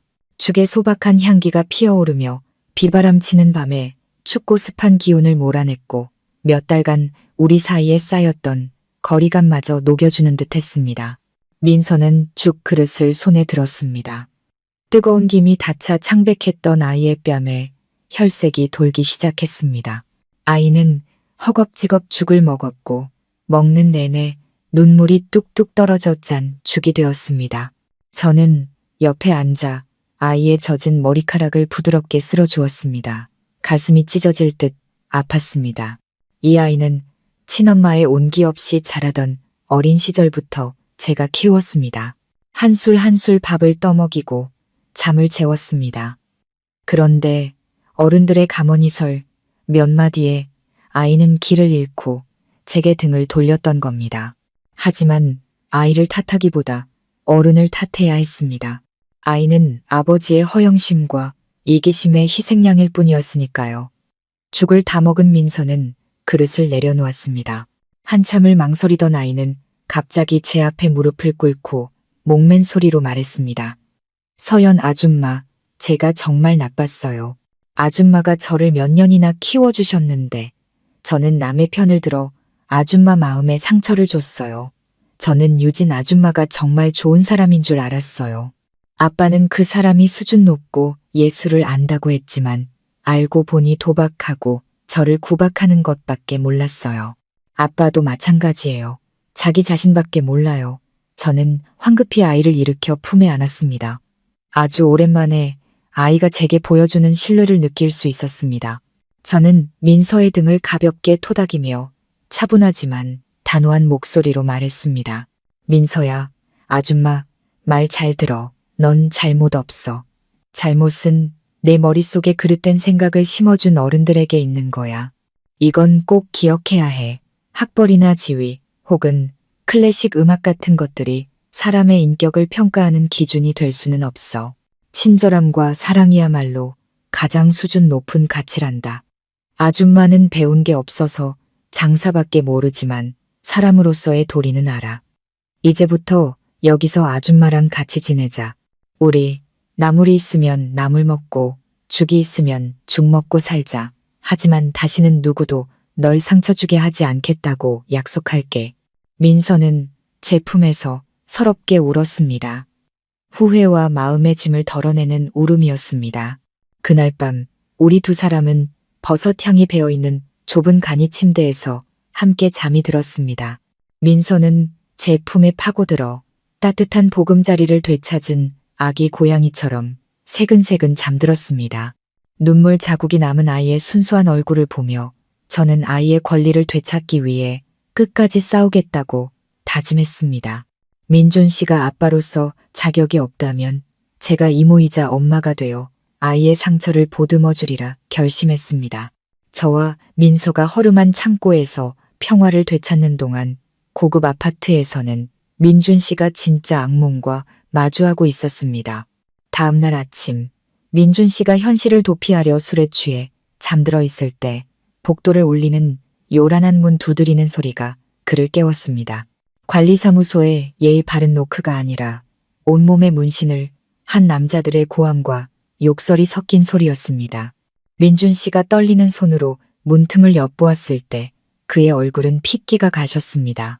사채업자들이 문 앞에 진을 치고 있었고 그들의 손에는 빨간 페인트통과 젓갈통이 들려 있었습니다. 그들은 유진이 부교수 김민준의 예비 아내라는 명목으로 빌린 거액의 도박빚을 받으러 온 것이었습니다. 욕설은 아파트 전체에 울려 퍼졌고 민준 씨가 평소 교류하던 교양 있는 이웃들은 경악과 경멸의 눈으로 문틈을 엿보았습니다. 김민준이 어딨어? 교수라는 놈이 사기를 쳐. 내년 마누라가 우리 돈 빌려 쓰고 잠수 탔어. 네가 남편이니 네가 갚아. 안 갚으면 이 집에 불 지를 줄 알아. 우두머리로 보이는 남자가 소리치며 유진의 서명과 민준 씨의 이름으로 위조된 보증 서명이 담긴 차용증 뭉치를 그의 얼굴에 던졌습니다. 민준 씨는 더듬거렸습니다. 자, 잘못 찾아오셨습니다. 저는 아무것도 모릅니다. 유진 씨는 어디 갔죠? 그제야 민준 씨는 어젯밤부터 유진의 모습이 보이지 않았다는 사실을 깨달았습니다. 그는 황급히 침실로 달려가 텅 빈 옷장을 뒤졌습니다. 명품 옷과 가방, 빚을 갚기 위해 팔지 못했던 남은 귀금속까지 모두 사라져 있었습니다. 어질러진 화장대 위에는 부러진 립스틱으로 급하게 쓴 쪽지 하나가 놓여 있었습니다. 글씨는 삐뚤빼뚤했지만 내용은 지독하게 잔인했습니다. 민준 씨, 당신 이제 돈도 없고 집도 곧 날아가겠네. 난 당신이랑 고생하며 살 수 없어. 난 원래 비단 옷 입고 살 팔자지. 빚더미에 앉을 팔자가 아니거든. 이 빚은 당신이 대신 갚아줘. 당신이 부자인 척 나를 속인 대가라고 생각해. 잘 지내고 나 찾을 생각은 마. 쪽지를 읽은 민준 씨의 손에서 종이가 힘없이 떨어졌습니다. 그는 머리를 감싸 쥐고 주저앉아 고통과 절망에 찬 신음소리를 냈습니다. 아내와 딸까지 내쫓고 데려온 여자. 영혼의 동반자라 믿었던 그 여자가 그가 가장 비참할 때 치명적인 한 방을 날리고 떠난 것이었습니다. 밖에서는 사채업자들이 문에 페인트를 뿌리기 시작했습니다. 페인트가 튀는 소리와 욕설이 뒤섞여 호화롭던 아파트는 더러운 전쟁터로 변했습니다. 마치 지금 민준 씨의 인생처럼 말입니다. 이혼 및 재산 분할 재판이 열리던 날의 법정 분위기는 7년 전 우리가 혼인신고를 하러 갔을 때와는 정반대로 무겁고 암울했습니다. 민준 씨는 홀로 법정에 나왔습니다. 초췌한 모습은 10년은 더 늙어 보였고 그가 입은 양복은 구겨져 있었습니다. 더 이상 부교수의 위험 있는 모습은 찾아볼 수 없었죠. 그는 피고석에 웅크리고 앉아 두려움과 애원 그리고 뒤늦은 후회가 섞인 눈빛으로 힐끗힐끗 저를 쳐다보았습니다. 저는 원고석에 허리를 꼿꼿이 펴고 고개를 든 채 앉아 있었습니다. 옆에는 정 변호사님과 두꺼운 증거 서류철이 있었죠. 저는 민준 씨를 쳐다보지 않았습니다. 이제 그는 제게 그저 과거에 알았던 타인이자 인생의 값비싼 교훈일 뿐이었습니다. 민서는 법정에 오지 않았습니다. 저는 아이가 어른들의 추한 다툼에서 벗어나 평온한 마음을 지키길 바랐습니다. 재판은 저희 쪽에 철저한 준비 덕분에 신속하고 단호하게 진행되었습니다. 은행 거래 내역, 각종 영수증, 그리고 공동재산의 90%를 제가 형성했다는 증거들이 명확하게 제시되었습니다. 정 변호사님은 민준 씨가 재산 형성에 기여한 바가 거의 없을 뿐더러 유진에게 빼앗긴 비자금을 통해 재산을 은닉하려 했고 혼인 파탄에 주된 책임이 있음을 날카롭게 지적했습니다. 판사님이 의사봉을 내리쳤습니다. 단호한 목소리가 법정에 울려 퍼졌습니다. 두 사람의 이혼을 허가한다. 재산에 관하여 자금 출처가 원고의 사업 소득임이 명백하고 혼인 파탄의 책임이 피고에게 있음을 고려하여 법원은 아파트 매각 대금의 80%를 원고에게 20%를 피고에게 분할할 것을 판결한다. 하지만 그 얼마 안 되는 20%마저도 유진의 빚보증 문제로 인해 즉시 법원에 의해 압류되었습니다. 사채업자들이 발빠르게 민사소송을 제기했던 겁니다. 판결을 들은 민준 씨는 책상 위로 쓰러지듯 고개를 떨궜습니다. 그는 모든 것을 잃었습니다. 아내, 딸, 집, 그리고 명예까지도. 법정 밖으로 나왔을 때 민준 씨는 저를 따라와 팔을 붙잡으며 애원했습니다. 서연아, 내가 잘못했어. 정말 잘못했어. 예정을 생각해서라도 나한테 살길 한 번만 열어주면 안 될까? 나 이제 정말 길거리에 나앉게 생겼어. 저는 그의 손을 뿌리쳤습니다.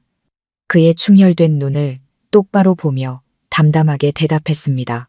민준 씨, 살 길은 당신 스스로 선택한 거고 죽을 길도 당신 스스로 걸어간 거예요.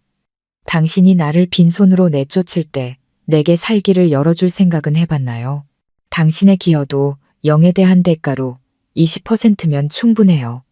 그 돈으로 당신이 진 인생의 빚이나 갚으세요. 저는 뒤돌아 걸어 나왔습니다. 민준 씨는 햇살 가득한 법원 마당에 홀로 서 있었습니다. 그의 그림자가 땅 위에 길고 외롭게 드리워져 있었습니다. 설상가상으로 이혼 판결이 확정되자마자 대학의 징계 결정 통보서도 민준 씨에게 전달되었습니다.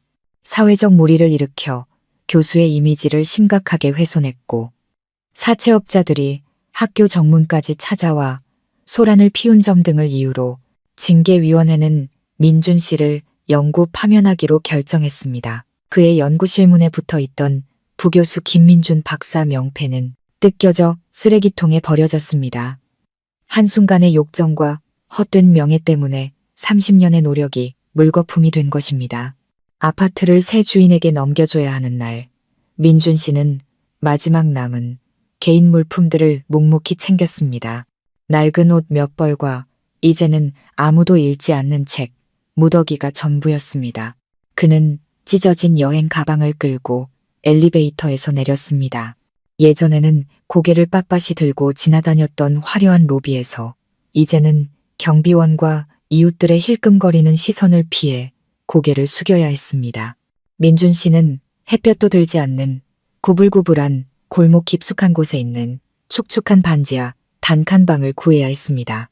좁은 방에서는 곰팡이 냄새가 진동했고 벽지는 누렇게 떠 있었습니다. 주변에는 막노동꾼들이 살았고 밤낮으로 욕설과 싸우는 소리, 시끄러운 스피커 음악 소리가 울려 퍼졌습니다. 이곳은 한때 비단 옷을 입고 깨끗하고 조용한 삶에 익숙했던 민준 씨에게는 지옥과도 같았습니다. 반지하 방에서의 첫날 밤, 민준 씨는 딱딱한 나무 평상에 웅크리고 누워 지붕 위로 쥐들이 뛰어다니는 소리를 들었습니다. 그는 값싼 소주 한 병을 사와 현실을 잊으려는 듯 들이켰습니다. 술에 취하자 그는 중얼거리며 욕을 하기 시작했습니다. 서연이 그년 때문에, 그 촌년 때문에 내가 이 꼴이 됐어. 내가 교수인데 내가 왜 이런 개돼지 같은 곳에서 살아야 해? 그는 여전히 자신의 잘못을 인정하지 않고 운명과 남을 탓했습니다. 하지만 욕을 할수록 눈물은 더 뜨겁게 흘러내렸습니다. 그는 제가 끓여주던 된장찌개를 따뜻했던 옛 가정의 온기를 민서의 웃음소리를 떠올렸습니다. 하지만 모든 것은 이제 과거일 뿐이었습니다. 가족, 지위, 좋은 집. 모든 것을 가졌던 한 남자는 제 손으로 그 모든 것을 부수고 신기루를 좇았습니다.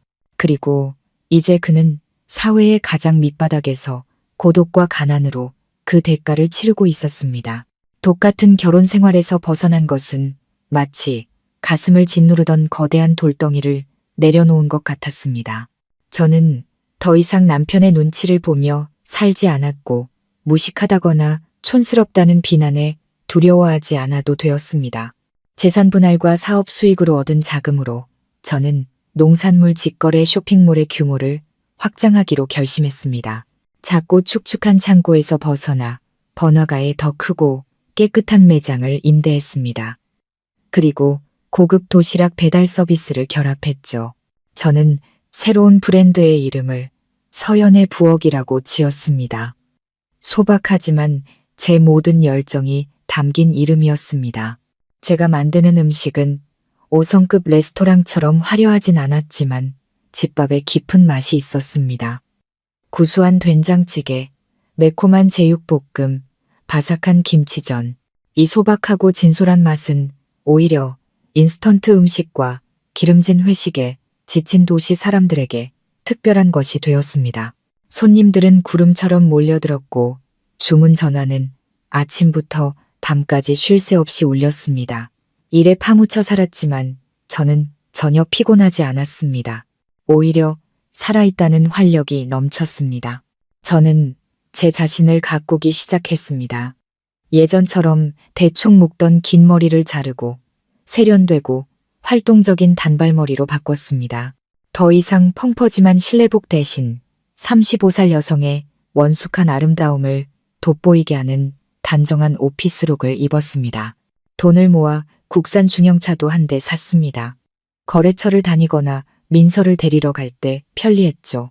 제가 차를 몰고 학교에 민서를 데리러 간 날 아이는 눈을 동그랗게 뜨고 놀라더니 폴짝폴짝 뛰며 기뻐했습니다. 엄마, 정말 멋져요. 운전도 아빠보다 훨씬 잘해요. 저는 웃으며 아이의 머리를 쓰다듬었습니다. 민서는 이제 예전에 허영심 많던 소녀가 아니라 속이 깊고 엄마를 위할 줄 아는 아이가 되었습니다. 우리 모녀는 작지만 아늑한 아파트에서 웃음꽃을 피우며 살았습니다. 주말 저녁이면 함께 빵을 굽거나 영화를 보고 혹은 그냥 발코니에 앉아 도시의 야경을 바라보았습니다. 저는 깨달았습니다.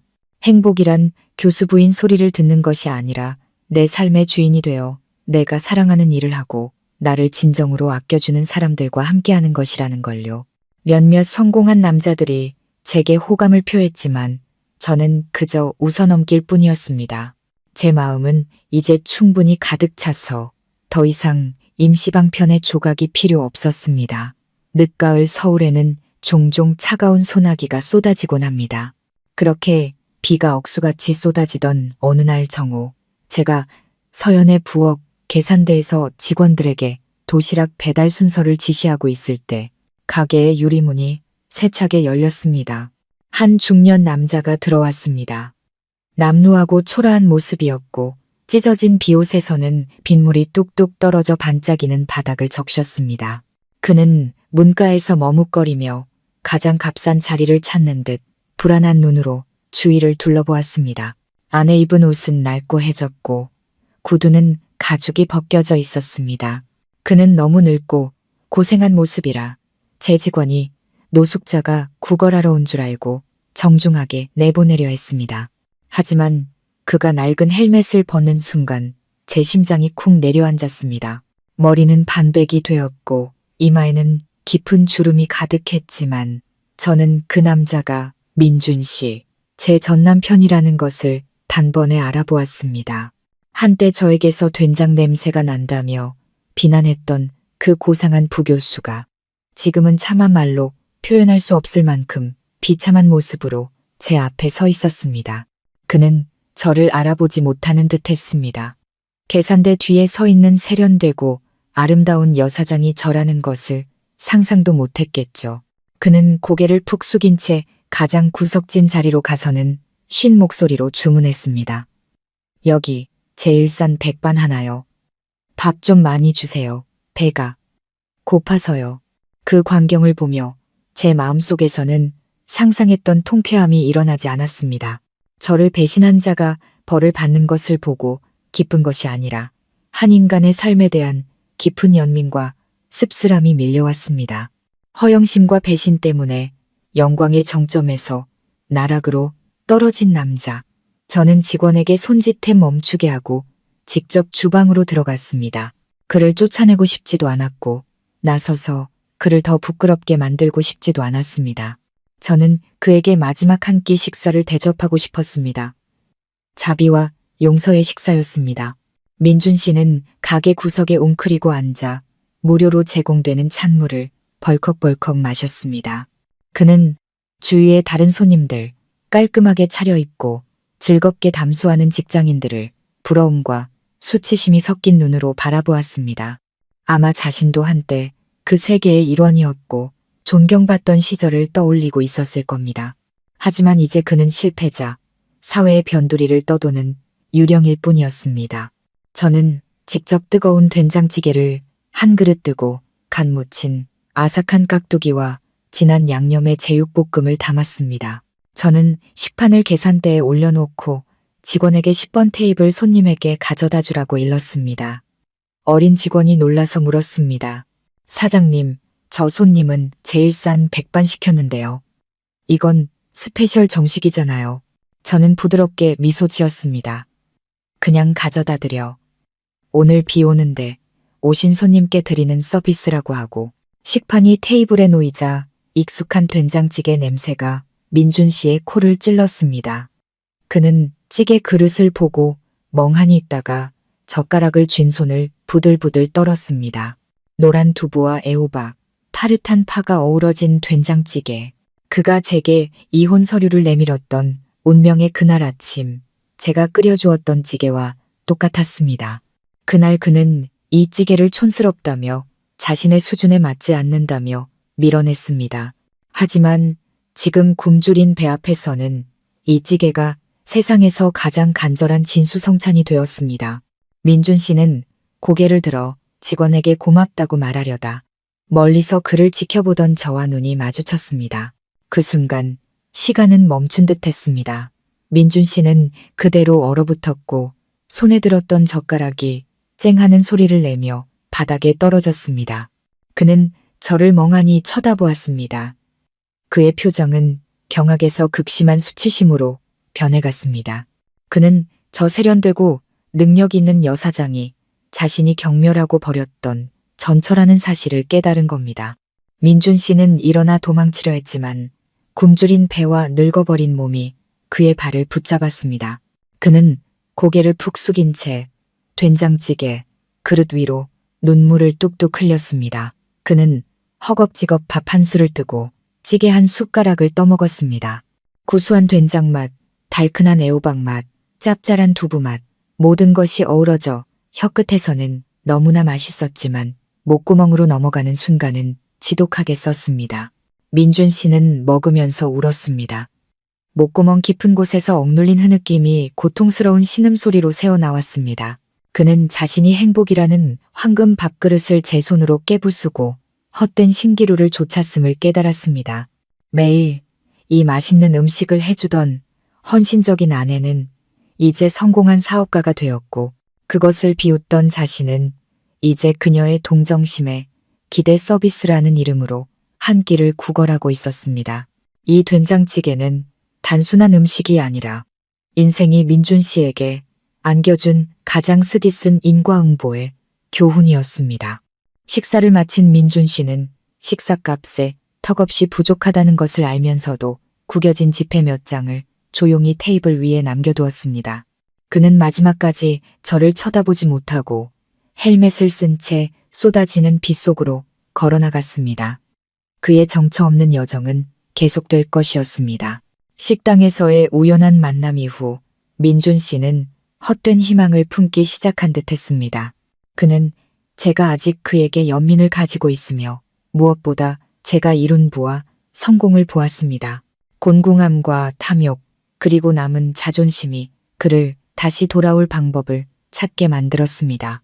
하지만 그는 저를 직접 마주할 용기가 없었고 대신 가장 약한 고리인 민서를 공략하기로 했습니다. 어느 날 오후 민준 씨는 민서의 학교 앞에서 딸을 기다렸습니다. 그는 최대한 단정하게 차려입으려 했었지만 여전히 고생한 기색을 감출 수는 없었습니다. 민서가 친구들과 나오는 것을 보자 민준 씨는 황급히 다가가 떨리는 목소리로 불쌍한 척을 했습니다. 민서야, 아빠다. 민서는 멈칫하며 늙어버린 아버지를 바라보았습니다. 아이의 눈빛이 잠시 흔들렸지만 이내 냉정해졌습니다. 민준 씨는 민서의 손을 잡고 구구절절 신세한탄을 시작했습니다. 딸아, 아빠가 너무 힘들다. 사기당해서 돈도 다 잃고 이제는 온몸이 쑤시고 아픈데 약 사 먹을 돈도 없어. 곰팡이 냄새나는 반지하에서 사는데 밤마다 기침이 멈추질 않아. 아빠가 다 잘못했다. 엄마랑 네가 너무 보고 싶어. 서연 엄마한테 아빠 한 번만 용서해달라고 말해주면 안 될까? 아빠도 집에 돌아가고 싶어. 다시 가족이 되고 싶다. 내가 평생 너희한테 잘할게. 그는 늙고 병든 아버지라는 연극을 하며 혈육의 정에 호소했습니다. 그는 민서가 여전히 순진하고 쉽게 조종당하던 예전의 소녀일 것이라 생각했습니다. 하지만 민준 씨는 틀렸습니다. 오늘의 민서는 수많은 시련을 겪으며 훨씬 더 성숙해져 있었습니다. 아이는 아버지의 거친 손에서 자신의 손을 빼내고 한 걸음 뒤로 물러서며 거리를 두었습니다. 민서는 아버지의 눈을 똑바로 보며 차분하지만 단호하게 말했습니다. 아빠, 이렇게 건강해 보이시니 다행이에요. 아프시면 병원에 가세요. 제 용돈에서 생활비는 조금 보태드릴 수 있지만 엄마와 다시 합치도록 도와드릴 순 없어요. 엄마는 지금 정말 행복하시거든요. 저는 아빠를 포함해서 그 누구도 엄마의 평화를 깨뜨리는 것을 원하지 않아요. 민준 씨는 망연자실했습니다. 너 아빠가 불쌍하지도 않니? 내가 내 친아빠인데 민서는 슬프게 웃었습니다. 친아빠니까 제가 지금 여기서 아빠랑 대화하고 있는 거예요. 하지만 아빠, 엎질러진 물은 다시 담을 수 없잖아요. 아빠가 엄마를 내쫓을 때 오늘 같은 날이 올 거라고 생각해 본 적이 있으세요? 엄마는 우리 때문에 너무 많이 고생하셨어요. 이제 엄마를 그냥 내버려 두세요. 그게 아빠가 엄마에게 해줄 수 있는 유일한 보상이에요. 말을 마친 민서는 손에 5만 원짜리 한 장을 쥐어주고는 뒤돌아 학교 안으로 빠르게 달려갔습니다. 그것은 아이가 식당 일을 도우며 모은 돈이었습니다. 민준 씨는 하교하는 학생들 무리 속에서 홀로 서 있었습니다. 손에 쥔 돈이 마치 자신의 고독한 삶에 내려진 무기징역 판결문처럼 느껴졌습니다. 친딸마저 그에게 등을 돌렸습니다. 그는 돌아갈 문이 영원히 닫혔음을 깨달았습니다. 그의 겨울은 유난히 빨리 찾아왔습니다. 살을 내는 듯한 추위가 도시의 골목마다 스며들었습니다. 어느 날 아침 제가 사무실에서 따뜻한 차를 마시며 뉴스를 보고 있을 때 한 기사 제목이 제 눈길을 사로잡았습니다. 국경을 넘나든 대규모 사기, 도박 조직 검거, 주범 수십 명, 체포. 그리고 경찰서에서 고개를 숙이고 있는 피의자들의 사진 속에서 저는 익숙한 모습을 발견했습니다. 얼굴 일부가 모자이크 처리되었지만 그녀는 유진이었습니다. 머리는 헝클어졌고 명품 옷 대신 헐렁한 수의를 입고 있었지만 저는 그녀를 알아볼 수 있었습니다. 기사에 따르면 유진은 조직의 핵심 인물로 부유한 상류층, 부인 행세를 하며 돈 많고 어수룩한 남자들을 도박과 가짜 투자에 끌어들이는 역할을 맡았다고 합니다. 그녀가 연기했던 슬픔에 잠긴 과부, 고고한 첫사랑의 모습은 모두 먹잇감을 사냥하기 위한 도구였던 겁니다. 저는 조용히 한숨을 쉬며 찻잔을 내려놓았습니다. 같은 시각 허름한 반지하 방에서 민준 씨도 분식집 아주머니에게서 얻은 낡은 신문을 떨리는 손으로 읽고 있었습니다. 한때 꿈에 그리던 연인이 15년에서 20년형을 선고받을 위기에 처한 모습을 보며 민준 씨는 등골이 오싹해지는 것을 느꼈습니다.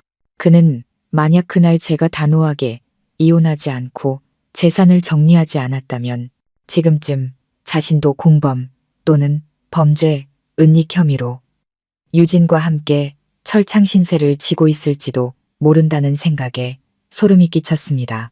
민준 씨는 마치 혐오스러운 벌레를 던지듯 신문을 구석에 내던졌습니다. 그는 얇은 이불을 뒤집어 쓴 채 추위가 아니라 공포 때문에 덜덜 떨었습니다. 그는 그날 법정에서 제가 보여준 냉정함과 단호함이 결과적으로는 자신을 감옥살이라는 재앙에서 구해준 한 바가지의 찬물이었다는 것을 깨달았습니다. 하지만 그 행운은 그를 기쁘게 하지 못했습니다. 그 대가로 얻은 것은 매시간 그를 옥죄는 고독과 가난이었기 때문입니다. 설이 다가오자 거리의 분위기는 더욱 활기차졌습니다. 사람들은 분주하게 설 준비를 했고 사방에서 경쾌한 캐럴이 울려 퍼졌습니다.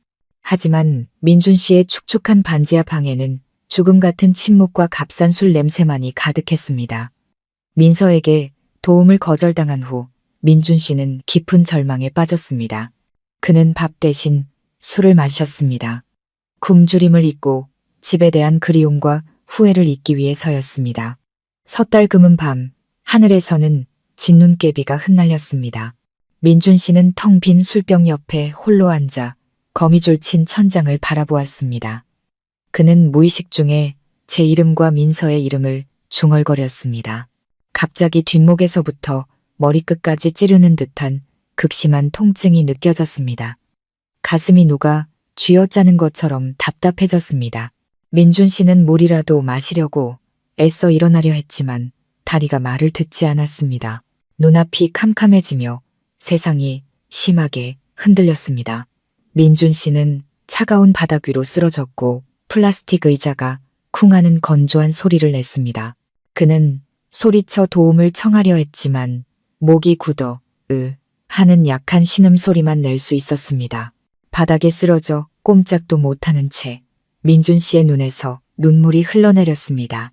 죽음의 문턱에서 그는 비로소 고독이라는 두 글자의 의미를 뼈저리게 깨달았습니다.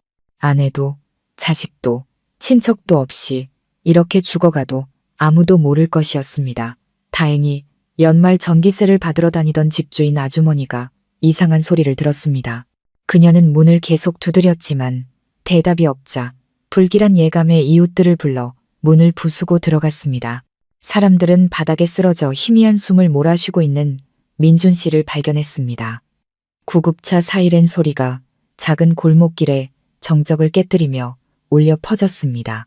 한때 명망 높던 부교수는 이제 아무런 연고도 없이 이웃들의 동정심에 기대어 응급실로 실려갔습니다. 이틀간의 혼수 상태에서 깨어난 민준 씨는 병원의 하얀 벽에 둘러싸여 홀로 누워 있었습니다. 주변의 다른 환자들은 자식들이 죽을 떠먹여주고 아내가 얼굴을 닦아주며 다정하게 안부를 물었지만 그의 곁에는 차가운 링거액만이 천천히 혈관으로 떨어지고 있었습니다. 서러움이 북받쳐 오른 민준 씨는 벽을 향해 돌아누워 버려진 아이처럼 흐느껴 울었습니다. 병원으로부터 민준 씨가 가벼운 뇌졸중으로 쓰러졌으며 돌봐줄 사람이 없다는 연락을 받고 저는 잠시 할 말을 잃었습니다. 정은 이미 끝났고 의리도 거의 남지 않았지만 그가 민서의 친아버지라는 생각에 그를 고독 속에서 죽게 내버려 둘 수는 없었습니다. 저는 민서를 데리고 설날 아침 곧바로 병원으로 향했습니다. 병실에 들어섰을 때 저는 침대에 누워있는 남자가 제 전남편이라는 것을 거의 알아보지 못했습니다. 민준 씨는 깡마르고 뺨은 움푹 패였으며 머리는 하얗게 새어 있었습니다. 눈에는 초점이 없었죠. 저와 민서가 들어서는 것을 보자 그의 눈에 희미한 희망의 빛이 스쳤다가 이내 부끄러움에 고개를 떨궜습니다.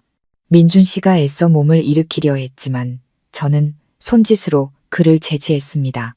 민서는 제 등 뒤에 서서 안타까운 눈으로 아버지를 바라보았지만 여전히 거리를 두었습니다. 저는 과일 바구니와 보온병을 테이블 위에 올려놓고 곧장 원무과로가 병원비를 모두 지불했습니다. 그리고 그가 퇴원할 때까지 돌봐줄 전문 간병인을 고용했습니다. 병실로 돌아와 저는 침대 발치에 서서 민준 씨를 담담한 눈빛으로 바라보았습니다. 사랑도 원망도 남아있지 않은 눈빛이었습니다. 저는 조용하지만 또렷한 목소리로 말했습니다. 민준 씨, 병원비는 전부 계산했고 간병인도 구해놨어요. 이게 내가 당신을 돕는 마지막이에요. 당신에 대한 감정이 남아서가 아니라 민서를 위해서예요. 당신이 아무리 못난 사람이었어도 당신은 저 아이의 아버지니까요. 내 딸이 아버지가 죽어가는 걸 보고도 외면했다는 소리를 듣게 하고 싶지 않아요. 민준 씨는 떨리는 손으로 눈물을 쏟아냈습니다. 서연아, 고맙다. 내가 천하의 나쁜 놈이야. 내가 자격이 없어. 저는 그의 말을 끊었습니다. 더 이상 뒤늦은 후회를 듣고 싶지 않았습니다. 그만 말하고 몸이나 잘 추스르세요. 이번 일 겪고 나서는 제대로 된 삶을 사세요. 눈 감을 때 곁에 배웅해줄 사람 하나 없게 되지는 말아야죠. 이게 내가 당신에게 해주는 마지막 조언이에요. 말을 마친 저는 민서의 손을 잡고 뒤돌아 걸어 나왔습니다. 민준 씨가 저를 향해 손을 뻗었지만 앙상한 팔은 허공에서 힘없이 허우적대다 떨어졌습니다. 그는 이 도움이 마지막 연민이자 돌아올 수 있는 문이 아님을 깨달았을 겁니다. 그의 후에 섞인 울음소리가 등 뒤에서 애처롭게 들려왔습니다. 3년 후 맑게 갠 어느 가을 아침 제가 새로 이사 온 교회의 작은 정원에는 꿀처럼 노란 햇살이 내리쬐고 있었습니다. 저는 활짝 핀 장미 넝쿨을 손질하고 있었습니다. 달콤한 향기가 평화로운 공간에 가득 퍼졌습니다. 38배 저는 그 어느 때보다 제 자신이 아름답다고 느꼈습니다. 화장품이나 비단 옷의 아름다움이 아니라 영혼 깊은 곳에서 우러나오는 자유와 평온의 아름다움이었습니다. 엄마, 저 왔어요. 민서의 맑은 목소리가 문가에서 들려왔습니다. 아이는 우수한 성적으로 대학을 졸업했다는 졸업장을 들고 햇살처럼 환한 미소를 지으며 달려왔습니다. 아이 옆에는 선량해 보이는 젊은 남자가 선물 바구니를 들고 정중하게 제게 인사했습니다. 민서는 훌륭하게 성장하여 강하고 속 깊으며 사랑할 줄 아는 아가씨가 되었습니다. 아이의 행복한 모습을 보니 과거의 모든 폭풍우는 이 순간을 위한 것이었다는 생각이 들었습니다. 우리는 정원의 찻상에 둘러앉아 즐겁게 웃고 이야기했습니다. 저는 재혼하지 않았습니다. 좋은 남자들이 다가왔지만 행복이 반드시 한 남자나 혼인신고서에 얽매여 있는 것이 아님을 깨달았기 때문입니다. 행복은 내 삶의 주인이 되어 내가 사랑하는 일을 하고 내가 아끼는 사람들이 평안한 것을 보는 것이었습니다. 늦은 오후 아이들을 배웅하고 돌아오는 길에 저는 우연히 멀리 있는 나무 뒤에 서 있는 익숙한 그림자를 보았습니다. 민준 씨였습니다. 그는 낡은 경비원복을 입고 있었고 허리는 구부정하여 70대 노인처럼 보였습니다. 그는 그곳에 서서 저희 집 쪽을 몰래 쳐다보고 있었습니다. 그 눈빛에는 갈망과 체념이 뒤섞여 있었습니다. 그는 감히 가까이 다가오지 못하고 멀리서 딸이 성장한 모습과 전처가 행복하게 사는 모습을 지켜보다가 쓸쓸히 돌아서 갔습니다. 그의 고독한 뒷모습이 바쁜 인파 속으로 섞여 들어갔습니다. 저는 그를 부르지도 쫓아내지도 않았습니다. 그것이 그가 평생 짊어지고 가야 할 양심의 형벌이라는 것을 알았기 때문입니다. 인생은 공평합니다. 뿌린 대로 거두는 법이죠. 그는 진심을 버리고 허영을 쫓았기에 이제 고독으로 그 대가를 치르고 있었습니다. 저는 깊은 숨을 들이마시며 시원한 가을바람을 맞았습니다. 해는 저물고 있었지만 제 마음속에서는 새로운 새벽이 밝아오고 있었습니다. 저는 미소를 지으며 집으로 들어가 향긋한 연잎차를 우렸습니다. 길고 긴 여정 끝에 마침내 찾아낸 온전한 평화를 만끽하면서 말입니다. 마음쉼터 가족 여러분, 서연 씨의 이야기는 이렇게 끝이 났지만 인과응보의 여운은 우리 마음에 깊이 남아 있습니다.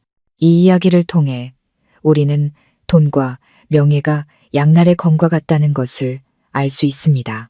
탐욕과 배신에 이끌리면 인간은 제 손으로 자신의 행복을 불태우게 됩니다. 이 이야기가 모든 여성분들에게 주는 가장 큰 교훈은 항상 경제적으로 자립하고 자존감을 지키며 인과응보의 법칙을 믿으라는 것입니다. 가장 통쾌한 복수는 악한 자가 불행해지기를 바라는 것이 아니라 미움을 내려놓고 평온한 마음을 되찾아 찬란하고 평화로운 삶을 살아가는 것입니다.